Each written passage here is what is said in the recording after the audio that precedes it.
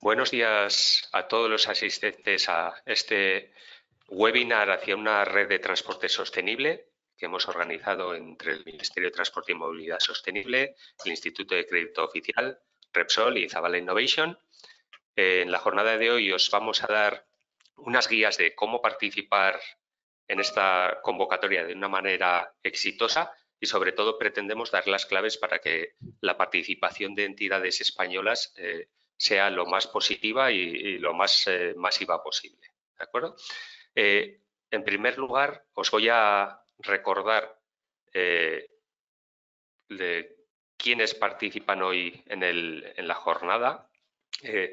Vamos a contar, por una parte, con Carlos Ruiz de Alegría y Santiago Dotor, de la Subdirección General de Planificación, Red Transeuropea y Logística del Ministerio de Transportes y Movilidad Sostenible. También contaremos con Antonio Vandrés, responsable de la Dirección de Financiación Internacional y Unión Europea del Instituto de Crédito Oficial. Contaremos, desafortunadamente en diferido, con Ana Nieto, que hoy ha tenido un inconveniente y hoy no podrá estar presente, pero nos ha enviado su ponencia por vídeo y la proyectaremos. Ella pertenece al área de desarrollo de negocio de hidrógeno para movilidad y es la coordinadora del proyecto Hy2Move, financiado en la convocatoria pasada. Y yo mismo, Sergio Úbeda, que soy el líder del área de transporte y movilidad de proyectos europeos en Zabala y cuento con ya 15 años de experiencia en esta convocatoria y más de 50 propuestas supervisadas en la temática. Lo que vamos a hacer para empezar la jornada es daros unas pequeñas pinceladas para tratar de responder a 4 preguntas que den paso a los siguientes ponentes. Las 4 preguntas que vamos a responder son las básicas para poder acceder a la convocatoria. La primera es conocer qué es esto de CEF y qué es esto de CEF Transport AFIP, ¿no?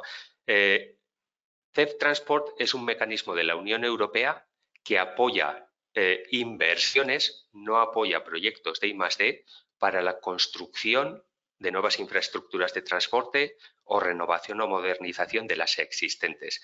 Se distribuye el programa CEF Transport en varias prioridades, desde obra civil tradicional en las distintas modalidades, temas de sostenibilidad, temas de movilidad inteligente, seguridad, movilidad dual con el tema civil-militar, y está la prioridad AFIR. La prioridad AFIR financia proyectos de inversión para el despliegue de puntos de recarga de combustibles alternativos, es decir, puntos de recarga eléctricos, puntos de repostaje de hidrógeno, sistemas de bunkering de amoníaco y metanol, dentro de lo que se denomina la Red Transeuropea de Transporte. Esto puede incluir todo lo que son carreteras, incluidos nodos urbanos como ciudades, etcétera, infraestructura ferroviaria, puertos, aeropuertos, ¿vale? ¿Cómo está estructurada esta convocatoria CIF? Por 2 tipos de temas. Por una parte, se divide en 2 según de dónde esté localizado el solicitante, a qué país pertenezca. Para unos ciertos países de la Unión tendremos que ir a la convocatoria general, mientras que otros solicitantes pertenecientes a otros países y ejecutando actuaciones en otros países tendrán que ir a la convocatoria de cohesión. Y luego estas 2 convocatorias se subdividen a su vez según el esquema de financiación. Vamos a encontrar unas actuaciones que van a estar financiadas en lo que se denomina los units, que son inversiones que se financian por las unidades de puntos de recarga instalados, y la otra es la convocatoria o los topics cost, ¿no? Que aquí sí que se financia en función de los costes reales invertidos. La siguiente pregunta que os vamos a responder es ¿por qué esta convocatoria es importante para España? Bueno, pues os vamos a dar 4 motivos principalmente. El primer motivo es que es una convocatoria que cuenta con 1.000 millones de euros de financiación para todo tipo de entidades que quieran realizar este tipo de actividades que hemos comentado. Por una parte, la convocatoria general, que es donde aplicaría España, tiene disponibles la mayor parte del presupuesto, 780 millones, y son unos pocos países los limitados a esta convocatoria. Son los países que, por decirlo así, tienen sus infraestructuras más desarrolladas, ¿no? Como puede ser Francia, Holanda, Italia, España, Bélgica, etcétera, etcétera. ¿Vale? Con lo cual, competiremos contra países de nuestro entorno o de nuestro grado de economía. ¿Vale? Por otra parte, otro de los puntos relevantes es que esta convocatoria ofrece un grado de subvención bastante interesante. Hay dos bloques, como hemos dicho, para los proyectos que están enmarcados en la temática de costes unitarios. Se van a financiar con un coste unitario de unos 20.000 euros o 40.000 euros para nuestro entorno en la convocatoria general. Si instalamos puntos de recarga para vehículos ligeros de por lo menos 150 kilovatios o para vehículos pesados con una potencia de al menos 350 kilovatios. ¿De acuerdo? Asimismo, en el resto de actuaciones que irían a la convocatoria de costes, estarían en nuestro caso financiados con un 30% de subvención de los costes elegibles o en casos excepcionales en regiones remotas, como pueden ser zonas de islas, hasta el 70%. ¿Vale? El otro punto interesante de por qué esta convocatoria es interesante para nuestro país es el gran ratio de éxito, ¿no? En la convocatoria pasada, en la convocatoria 2021, se financiaron 133 solicitudes con un presupuesto total o una ayuda total de 1.344 millones de euros. La convocatoria contaba con unos 1.500 millones. ¿Qué quiere decir esto? Que no hay una sobresolicitud como puede ocurrir en otras de las temáticas del programa o incluso en los programas de I+D que suelen estar con una saturación de solicitudes, ¿no? Esto es muy positivo. Esto quiere decir que los proyectos que están encajando en la prioridad pueden ser financiados y que la clave está en saber cómo presentarlos, cuáles son los criterios de elegibilidad para poder obtener la financiación que requerimos. La convocatoria del 2024 que se acaba de publicar cuenta con 1.000 millones en 3 cortes. Antes teníamos 1.500 millones en 5 cortes, con lo cual el ratio puede ser muy similar, ¿no? Con lo cual vemos que hay muchas posibilidades de financiación. Y la última y más interesante, ¿no? El por qué España debe participar en esta convocatoria, puede participar en esta convocatoria. Si hemos hecho un pequeño análisis de qué proyectos han sido coordinados por los diferentes países de la Unión Europea y vemos que España ocupa el 5º lugar con 8 propuestas coordinadas frente a las 30 coordinadas por Francia, las 20 coordinadas por Holanda o las 9 coordinadas por Italia. Esto quiere decir que hay mucho potencial de mejora, sobre todo pensando en que somos un país que somos pioneros en energías renovables, en energías limpias y que podemos liderar esa transición hacia la movilidad sostenible. La siguiente es ¿quién se puede presentar a esta convocatoria? Pues básicamente muchos tipos de entidades, tanto públicas como privadas, principalmente gestores de infraestructuras de transporte, gestores energéticos que quieran operar con estos nuevos combustibles, operadores de transporte que vayan a hacer uso de estos combustibles. Se puede participar de manera individual o en cooperación y las solicitudes pueden ser en un único país o en varios, incluso en varios países dentro de una misma convocatoria, la general, o pertenecientes a 2 de las convocatorias, la general y la de cohesión, que ahí se podría hacer con 2 solicitudes vinculadas, como se dice, Twinned Proposals. Os he dejado aquí un breve listado de cuáles son los beneficiarios españoles de la convocatoria anterior en el periodo 21-23, para que veáis un poco el tipo de los distintos perfiles de empresas que ya están participando. Y por último, un aspecto importante. ¿Qué debo tener en cuenta para preparar una solicitud, ¿no? Antes de dar el paso de presentar? Lo más importante, hay que tener en cuenta que son decisiones estratégicas para las empresas, con lo cual debemos tener un grado de madurez y de certidumbre de que vamos a ejecutar esa inversión, de que vamos a obtener una rentabilidad y de que tenemos un control financiero sobre la misma. Entonces, es muy importante, primero, asegurarnos que la localización y la inversión prevista es elegible, ¿no? Esto luego Carlos y Santiago nos contarán un poco más acerca de estas cosas. Lo segundo, que tenemos un plan de despliegue para asegurarnos que nuestro plan de despliegue encaja con los plazos que nos marca la convocatoria. Y lo tercero, tener un plan de negocio muy claro, ¿no? De cómo vamos a desplegarnos en el tiempo, cómo va a crecer nuestro negocio, para que sobre todo podamos, junto con las instituciones financieras, el ver si nuestra solución es rentable y que además requiere de la ayuda de CEF para llevarse a cabo.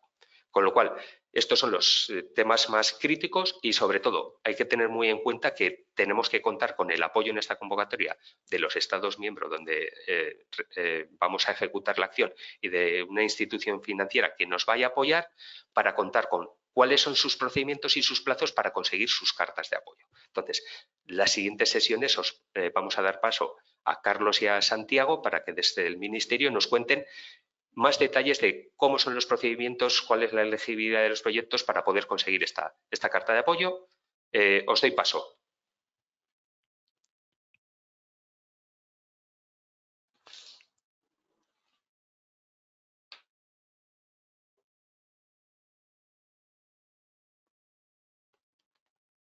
Sí, Carlos, ya estás en línea. Perdón, disculpad. Muchas gracias, Sergio, por dar paso a nuestra presentación. No sé si veis en este caso ya mi pantalla. Sí, la vemos. La veis perfectamente, ¿no? Vale, perfecto. Pues nada, después de lo que ha comentado pues Sergio, nosotros vamos a tratar de quizás profundizar más en algunos detalles, aunque vamos a tratar de hacerlo de forma telegráfica y de la forma más útil posible, ¿vale? Entonces, desde el punto de vista del contexto normativo, que es un poco de dónde sale todo esto, este mecanismo de financiación, esto es importante desde el punto de vista de que el Mecanismo Conectar Europa, CEF, por sus siglas en inglés, pues emana emana de un reglamento, que es el reglamento CEF, que es un reglamento hermano del reglamento de la red transeuropea. Entonces, una cosa importante que vamos a comentar es que la localización de las acciones tienen que estar ubicadas o localizadas en la red transeuropea. La red transeuropea, que tiene un reglamento propio, con una propia definición. Este reglamento está en revisión y próximo a su aprobación. De hecho, ayer mismo el Parlamento Europeo pues dio su aprobación, y yo creo que si no es a finales de este mes, a principios de mayo, yo creo que debería de publicarse y entrar en vigor, ¿vale? Entonces, a partir de aquí, después de que el reglamento CEF se publicase, se aprobó un programa de trabajo que de alguna manera regula o sirve pues un poco de envolvente de todas las convocatorias. Y a partir de ahí precisamente se aprobó en febrero la convocatoria CEF AFILT 2024, que, como bien ha dicho Sergio, pues es quizás una de las últimas o una de las mejores oportunidades que tenemos ahora mismo de poder obtener la financiación en el ámbito de los combustibles alternativos, ya que nos encontramos ya pues en mitad del marco financiero plurianual y las dotaciones presupuestarias son menores, ¿no? Como decimos, pues el reglamento en este caso, vamos, lo que es las acciones CEF deben ubicarse en la red transeuropea, ¿no? La red transeuropea se ha dividido tradicionalmente en dos capas, la red global, la red básica, con dos horizontes de ejecución distintos, que son 2030-2050, habida cuenta un poco de su carácter estratégico. Evidentemente los de la red básica pues tienen un marcado carácter estratégico, y sobre estos el nuevo reglamento ha incardinado una nueva capa, que es la red básica ampliada, que tiene un horizonte de terminación en el año 2040. Sobre aquellos itinerarios o gobernamiento para la ejecución de la red básica, de aquellas infraestructuras que tienen un marcado carácter estratégico, se asientan los corredores europeos de transporte.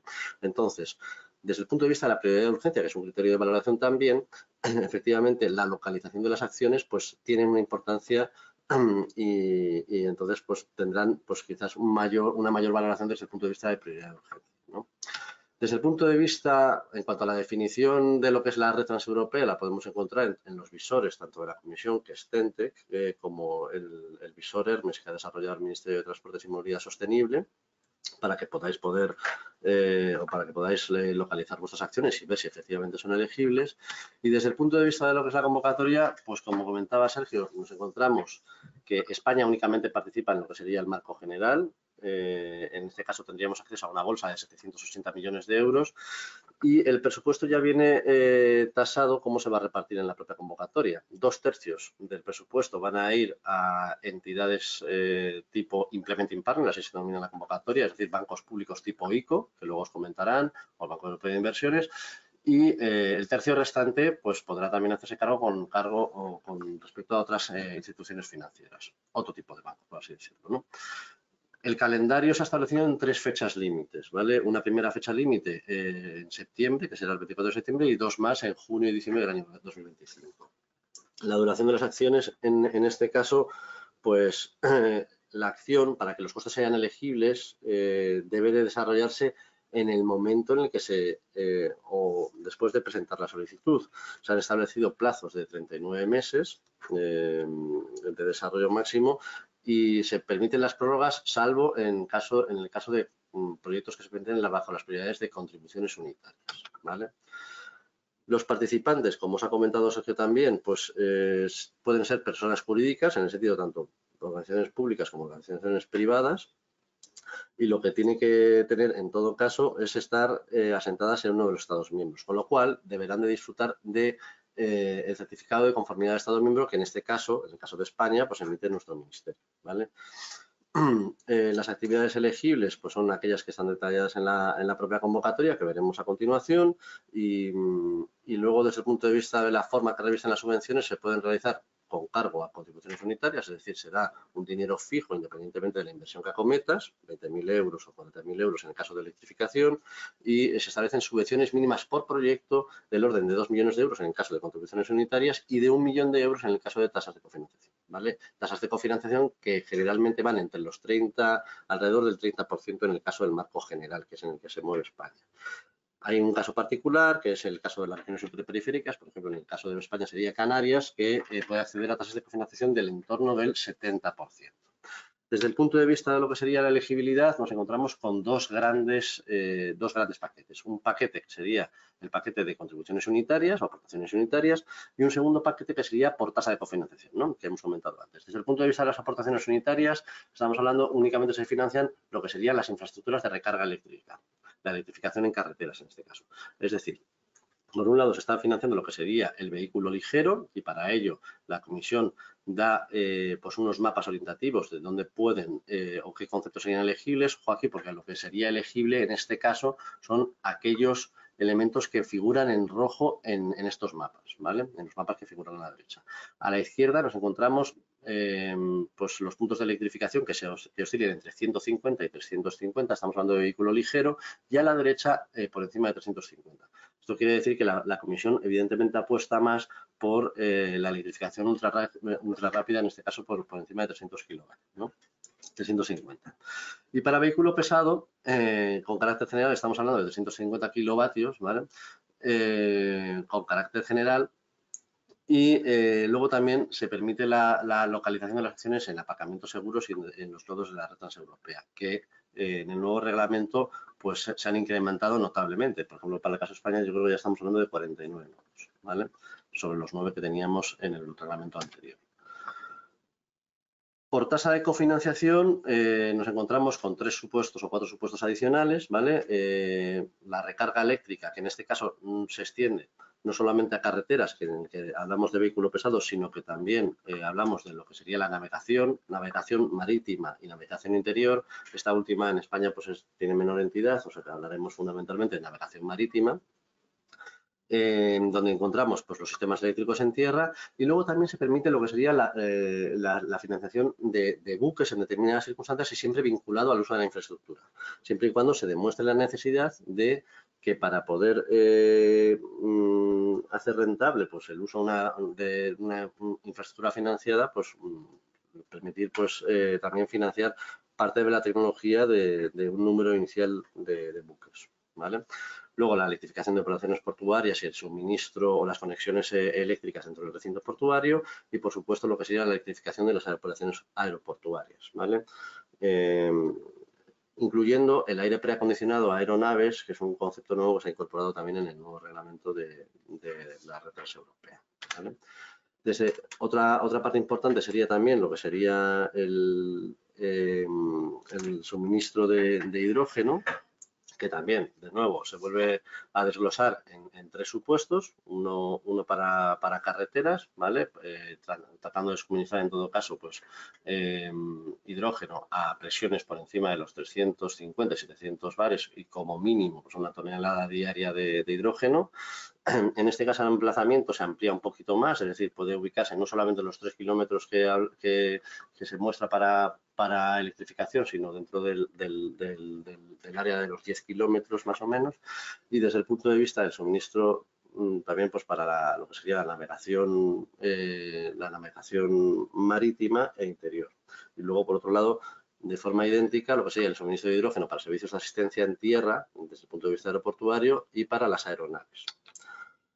Por último, y antes de dar paso a Santiago, que os comentará un poco más, pues hay 2 apartados novedosos que serían lo que sería la infraestructura de repostaje de amoníaco y la infraestructura de repostaje de metanol, que se regula de forma prácticamente idéntica en la convocatoria, permitiendo la infraestructura de suministro a buques marítimos, no estamos hablando de transporte, sino infraestructura de suministro a buques, que establecen algunas limitaciones que han quedado, que son pues, de 10.000 metros cúbicos.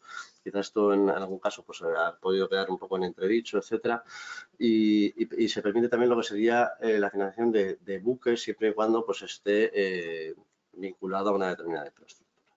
Ahora ya os doy paso a Santiago, que os va a contar un poco más sobre nuestro procedimiento de conformidad de Estado miembro. Muy bien, pues buenos días y vamos a ver, no sé si esta pantalla es la que está controlando Carlos o yo, pero bueno, en cualquier caso, yo os voy a explicar un poco el procedimiento de presentación de las propuestas, teniendo en cuenta el trámite tanto en España como con la Comisión y la evaluación de las mismas, cómo se realiza y qué es lo que prima en ellas. En primer lugar, respecto al procedimiento de presentación de propuestas, bueno, ahí tenéis muy detallado el procedimiento establecido para las ayudas CEF, pero me voy a centrar en lo que es puramente la elaboración de la propuesta y nosotros desde el Ministerio tenemos un procedimiento que está detallado en nuestra página web en 3 fases. Una primera fase en la cual pedimos que quienes quieran presentar una propuesta presenten una comunicación de interés con una selección muy breve de datos sobre lo que quieren presentar. Y para esto hay de plazo hasta el 29 de julio y tiene que presentarse en el portal de gestión de subvenciones del Ministerio de Transporte. En segundo lugar, habría un plazo para que nos presentéis la solicitud tal como pensáis presentarla ante la Comisión Europea, aunque no esté definida al 100%, pero digamos que al 95%. Tal como tenéis preparada esta propuesta, habría de plazo hasta el 10 de septiembre para presentárnosla. Presentarla con el fin de que nosotros podamos, mirarla, ver posibles puntos de mejora o posibles consejos y, sobre todo, para que comprobemos que esa propuesta está conforme con la planificación nacional y podamos emitir el certificado de conformidad de Estado miembro, que es una necesidad sine qua non para presentar la propuesta ante la Comisión Europea. Por último, el plazo que da la Comisión Europea para presentar las propuestas, que debe hacerse en el portal de CINEA, independientemente del Ministerio por completo. En el portal de CINEA y que debe contar con la conformidad del Estado miembro es el 24 de septiembre. Podéis tener mucha información en el portal del Ministerio, en la página web del Ministerio, accediendo a la dirección que luego os mostraremos en la penúltima diapositiva, desplegando el primer elemento, que es la convocatoria CEF actual. Bueno, pues ahí tenéis enlaces a la web de CINEA con información de la convocatoria, el procedimiento que os he descrito mucho más detalladamente, los plazos vigentes y información muy útil, toda en inglés, proveniente del día de información, de la jornada de información que hizo la Comisión a principios de abril y en el cual tenéis tanto la grabación de la jornada íntegra como las presentaciones que se usaron en la jornada. Ahí podéis obtener mucha información útil, especialmente para cada uno de los casos particulares, las temáticas particulares que ha descrito Carlos. A partir de ahí, el procedimiento sería ir a la sede electrónica del Ministerio para la presentación de la propuesta. Tenéis arriba a la derecha. En cuanto a la evaluación de las propuestas, en cuanto a la presentación, debe presentarse, por un lado, la parte A, que se cumplimenta en Internet en la página web de Cinea. En segundo lugar, la parte B, que esta se descarga, se cumplimenta y posteriormente se carga. Y disponéis en los enlaces que ponemos ahí y que podremos hacer llegar, tanto de un manual de usuario del Submission System de la comisión, que pues da todo tipo de consejos a la hora de sobre posibles problemas a la hora de presentar la propuesta. Y por otro lado, hay una página de la comisión con preguntas frecuentes también sobre el Submission System y en general preguntas frecuentes sobre el programa CEF en general. Hay que tener en cuenta que hay una documentación completa que debe acompañar a esa parte B y que es muy importante que no falte ninguno de esos elementos. Ya decía antes la conformidad de los Estados miembros afectados, pero también hay otra serie de elementos. Respecto al último que se menciona ahí, análisis coste-beneficio simplificado, es importante tener en cuenta que en el caso de AFIF hay una facilidad adicional y es que en el caso de presentar una propuesta para contribuciones unitarias, que es la primera que han descrito tanto Sergio como Carlos, no es necesario este análisis coste-beneficio. Y en el caso de presentar una propuesta, sea con contribuciones unitarias o sea con tasa de cofinanciación, si se dispone de un documento de respaldo de un implementing partner, entonces tampoco hace falta presentar el análisis coste-beneficio.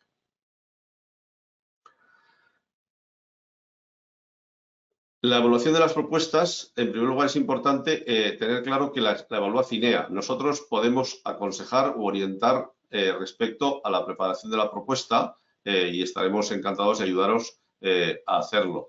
Pero la evaluación la hace exclusivamente Cinea y nosotros no intervenimos de ninguna manera. Y lo hace siguiendo 5 criterios que están detallados en la convocatoria, que son los que podéis ver ahí: prioridad, urgencia, que se refiere, digamos abreviadamente, a cómo concuerda esa propuesta con los objetivos de la convocatoria y con los objetivos del programa CEF en general. En segundo lugar, la madurez. Este es un criterio muy importante porque el proyecto tiene que ser lo suficientemente maduro como para que la comisión tenga claro que si aporta los fondos para él, el proyecto se lleva a cabo inmediatamente, pero no ser tan maduro como para que la comisión tenga la impresión de que se va a llevar a cabo tanto si lo financia como si no, porque en este caso la comisión dirá que para qué nos va a dar el dinero si vamos a seguir adelante con el proyecto de todas formas. La calidad tanto técnica como financiera del proyecto, el impacto que este proyecto va a tener sobre los fines, los objetivos conjuntos que busca la comisión en su convocatoria y, por último, el efecto catalizador, es decir, en qué manera esos fondos que aporta la comisión van a servir para que el proyecto realmente se lleve a cabo o no. ¿Es necesario realmente los fondos para que el proyecto se lleve a cabo? Como veréis, todos están interrelacionados porque, bueno, la madurez está relacionada con el efecto catalizador y el efecto catalizador con el impacto.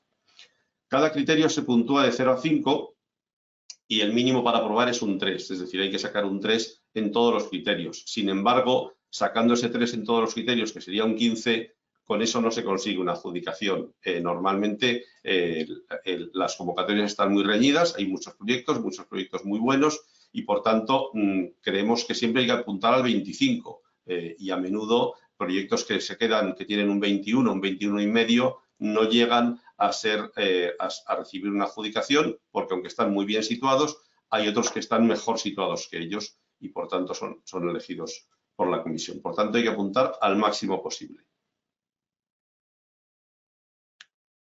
El proceso de evaluación de propuestas se realiza a lo largo de un periodo de unos 4 meses. En primer lugar, se hace una comprobación de admisibilidad, es decir, si la propuesta reúne toda la documentación y características necesarias para ser admitida a trámite. En segundo lugar, un criterio de elegibilidad. Pues, por ejemplo, que una propuesta española no se haya presentado en el marco de cohesión, que se ha dado el caso, o que se ha presentado una propuesta que no se acoge a ninguna de las temáticas de la convocatoria de AFIF en este caso. Una vez superados esos 2 filtros, se lleva a cabo una evaluación externa por expertos evaluadores, siguiendo los 5 criterios que os comentaba antes. A continuación, una evaluación interna por parte de la comisión. De ahí pasa al comité de selección que propone una selección de propuestas a financiar y, por último, se votan y se deciden en el Comité CEF. Una vez que el Comité CEF decide que ha seleccionado una propuesta, comienza la preparación del acuerdo de subvención o Grant Agreement o GEA.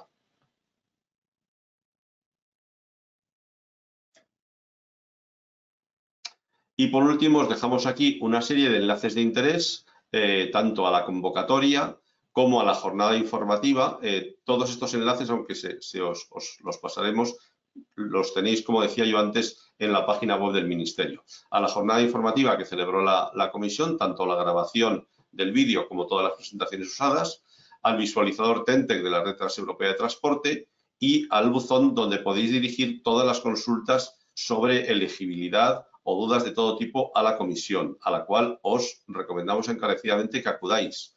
Si bien al pie de esta página os pongo también el buzón CEF del Ministerio de Transportes, en el cual atenderemos las consultas que nos hagáis. Pero como decía yo antes, siempre intentando orientar y asesorar, pero quien tiene la voz final es CINEA. Y por último, muy útil el visualizador Hermes del Ministerio, que permite ver la Red Transeuropea de Transporte en España.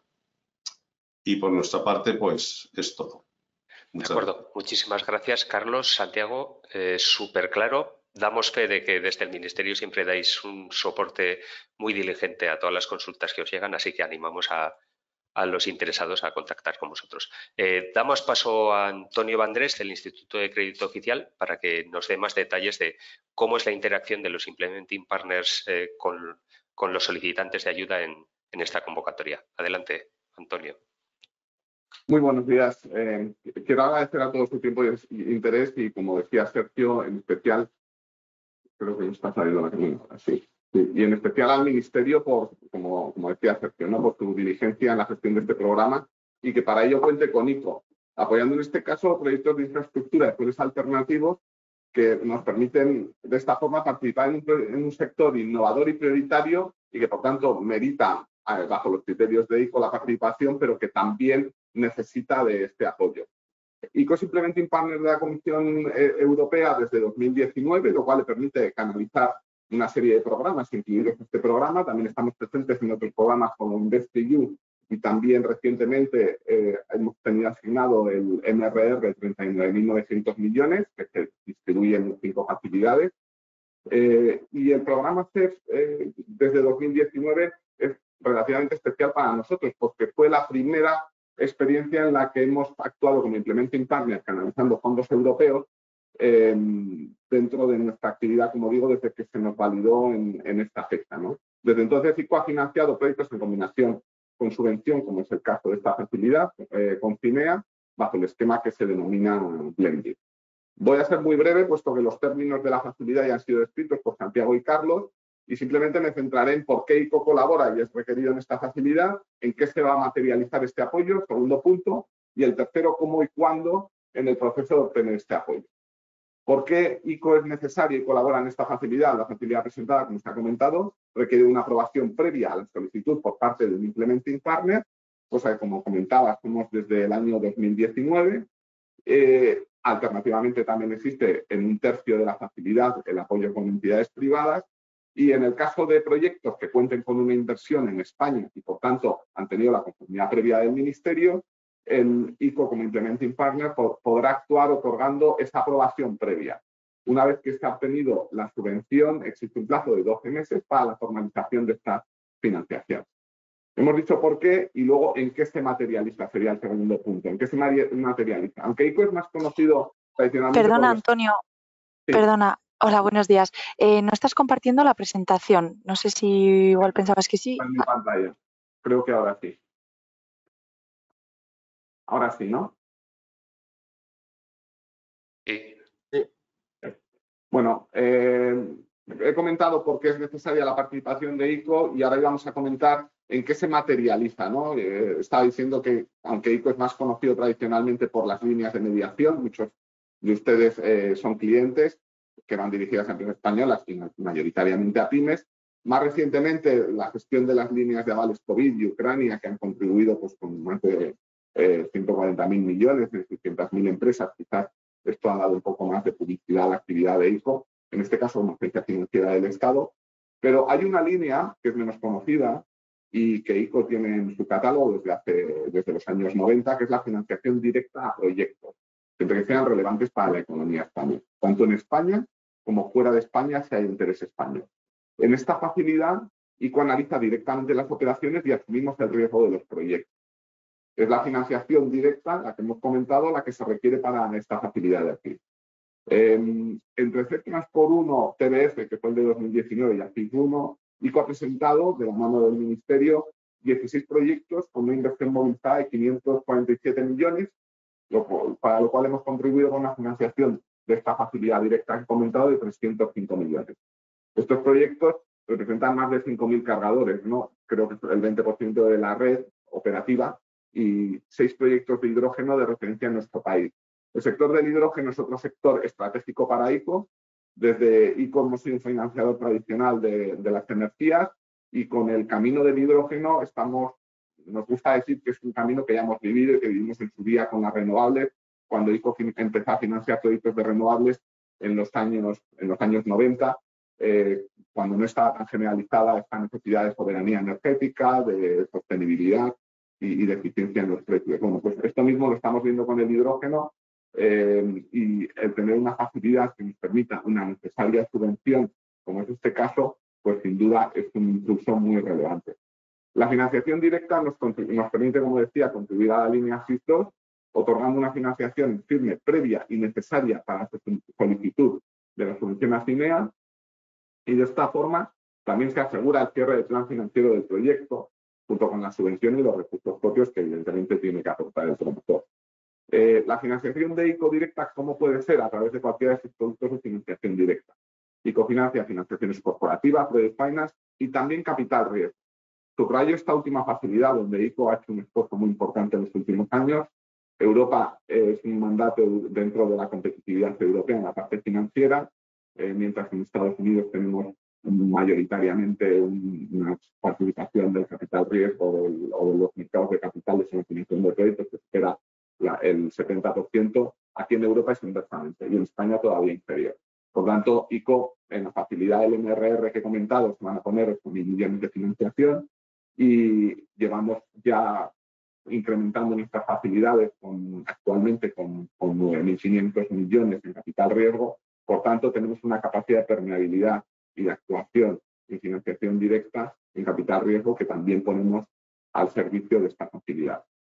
En todo caso, es necesaria la conformidad previa del Estado miembro, en este caso a través del Ministerio, para conceder la aprobación del ICO. Por último, cómo y cuándo, ¿no? Al hilo, y aunque ya se ha comentado, cuáles serían los pasos. El primer paso es la conformidad del Estado miembro, emitida por el Ministerio, y luego, para obtener la financiación de ICO, se deben dirigir a ICO con una antelación suficiente a la solicitud a CINEA, puesto que vamos a tener que negociar unas condiciones y vamos a tener que analizar la financiación y determinar el producto concreto y los términos del producto concreto, que daremos una oferta en firme y luego, posteriormente, el documento que exige la comisión de aprobación en firme por parte de ICO. Con toda la documentación que se ha comentado y a través de los canales que se han descrito por parte de Carlos y Santiago, se presentará esta solicitud, y una vez aprobada, sí que tendremos desde la CATO un plazo de 12 meses para formalizar la financiación de ICO. Por tanto, el mensaje que me gustaría concluir es que ponemos a su disposición nuestros equipos y nuestras facilidades de financiación directa y de capital riesgo para analizar los proyectos que, tras haber reportado al Ministerio, tengan previsto para ser beneficiarios de esta subvención en un sector que sin duda esta facilidad aporta muchísimo, puesto que duda cabe que todavía la situación de mercado, como decía, como nos ha sucedido en otros sectores como las renovables, pues todavía no se ha alcanzado, pero que estratégicamente es muy importante que se alcance. CINEA, a través del programa AFIS, concede la subvención y nosotros complementaremos con esa financiación.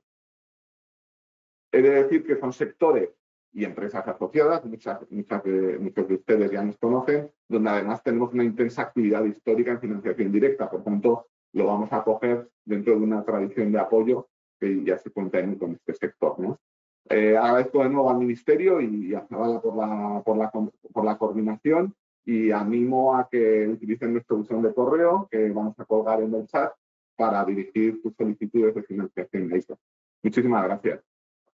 Muchísimas gracias, Antonio, por esta clara explicación. También vamos a dejarle a la audiencia, les vamos a confirmar que trabajar con ICO siempre es un placer, que sois igualmente diligentes y que sabéis asesorar a las empresas que acuden a vosotros en esta temática porque lleváis trabajándola muchísimo tiempo. Muchas gracias, Antonio. Ahora, como os he comentado al principio, vamos a dar paso a la participación de Ana Nieto de Repsol a través de un vídeo que grabamos con su ponencia. Pues buenos días a todos y bueno, lo primero que de todo quería dar las gracias a Zabala pues para invitarme a contaros este caso de éxito que presentamos a la convocatoria CEF en noviembre del 2022. Para poneros un poquito en contexto, antes de contaros el proyecto, bueno, quería contaros que Repsol, pues alineándose con los objetivos de la ruta de hidrógeno para 2030, propuso una estrategia de descarbonización que cubría toda la cadena de valor, es decir, desde la producción hasta la dispensación de hidrógeno para nuestros clientes. En concreto, tenemos una cartera de producción de proyectos que va más allá de 700 megavatios de potencia instalada, que tendrán lugar o tendrán su operación para 2027. Y posteriormente vamos a escalar estos proyectos para que alcancemos un objetivo de 2,4 gigavatios en 2030. ¿Cómo lo vamos a hacer? Bueno, pues creíamos que teníamos que empezar a mirar qué tipos de infraestructuras o cuántas hidrogeneras había en España a día de hoy para ver si podíamos cumplir con ese objetivo de unidad que nos indican que tenemos que tener en España entre 100 y 150 hidrogeneras. Y como podéis ver, pues inicialmente en operación y en construcción a día de hoy pues son muy poquitas. Entonces, bueno, Repsol quería tener su granito de arena en esta contribución a la descarbonización y bueno, pues lo que vimos era que el mercado a día de hoy es muy preliminar, como veis son muy poquitas. Sí que es verdad que se prevé un gran crecimiento de la red, principalmente si nos apalancamos en subvenciones, ya sean europeas o del gobierno español. Y ¿qué es lo que vemos también? Pues que este crecimiento se verá o se incrementará siempre y cuando también tengamos ayudas para la inversión en vehículos. Repsol lo que quiere hacer es invertir en esa expansión de red de estas hidrogeneras para convertirse en el principal suministrador de hidrógeno para la movilidad de España. Y bueno, pues aquí es donde viene el proyecto Hy2Move, que es el caso de éxito que presentamos a CEF en noviembre de 2022. Y así a grandes rasgos, pues comentaros que se trata de 6 hidrogeneras o 6 ubicaciones en los principales centros industriales que tenemos en la península, así como en la red TEN-T. Un electrolizador que dará soporte a aquellas ubicaciones donde no estamos próximos a esa producción o a esas refinerías, donde tendremos electrolizadores de gran envergadura, y un centro logístico, pues efectivamente también pues, para dar soporte a este electrolizador y a la dispensación de hidrógeno en aquellas ubicaciones donde no tengamos acceso fácil a este hidrógeno verde. En marzo del 2023 nos informaron que nos habían concedido esta financiación, que como podéis ver es de más de 53 millones de euros lo que viene a ser el proyecto en global y nos subvencionaron casi 13 millones de euros. ¿Los factores claves de la elección de la subvención para CEF? Bueno, pues en principio creo que el más importante es la madurez del proyecto. CEF premia muy mucho este factor versus un carácter incentivador y nosotros lo que queríamos era desplegarnos lo más rápido posible. Por lo tanto, era uno de los factores más importantes a tener en cuenta. Luego podíamos solicitar ayuda no en toda la cadena de valor, sino para nuestras hidrogeneras, que era lo que queríamos desplegar rápidamente. Los tiempos de respuesta eran más cortos. Los tiempos de respuesta para la resolución de la subvención, pues aproximadamente tardan 6 meses desde que presentas la subvención hasta que te la otorgan, con lo cual pues es un tiempo bastante rapidillo. tiempos de ejecución más grandes que las nacionales, es decir, una cosa es que nosotros queramos ir rápido, pero luego también tenemos que tener en cuenta los plazos de entrega de equipos críticos, como puede ser un compresor, un electrolizador. El elevado coste que tienen esos suministros pues también nos hace tener más tiempo pues, para poder licitar mejores precios, etcétera. Entonces, bueno, eso también era un factor clave para nosotros. Y luego, bueno, la ayuda es algo inferior a lo que vendría a ser una subvención nacional, pero es verdad que, bueno, es lo suficiente como para poder empezar a desarrollarnos en la parte del despliegue y además nos daban un 20% de estos elementos energéticos que son el electrolizador. En nuestro caso lo hemos invertido todo para este electrolizador, pero podríamos haberlo usado para un centro logístico u otro elemento que hubiéramos considerado oportuno. Y luego, bueno, pues las claves de éxito. Bueno, pues, la primera y principal, bueno, pues tener un equipo que englobe todo lo que se requiere pues, para tener un informe lo más completo posible para presentar a la Unión Europea. Pues un equipo técnico, un equipo legal, la parte económica, una de subvenciones. Por otro lado, apoyarnos en una consultora. Pues nosotros en este caso lo hicimos con Zabala, porque necesitamos también que nos ayude tanto en el proceso inicial, que bueno, pues hay cosas que puedes entender o no puedes entender y siempre es mejor ir apoyado de una consultora.